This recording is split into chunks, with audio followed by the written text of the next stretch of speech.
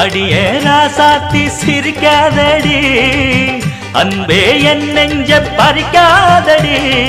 அள்ளிக்கொள்ள போரே உன்னை அழகாகத்தான் கிள்ளிக்கொள்ள போரே இப்போ மெதுவாகத்தான் வெள்ளிமணி கிண்ணத்தில நல்ல நல்ல சந்தனம்தான் சந்தனத்தை தொட்டதுமே நெஞ்சத்தில தந்தனத்தா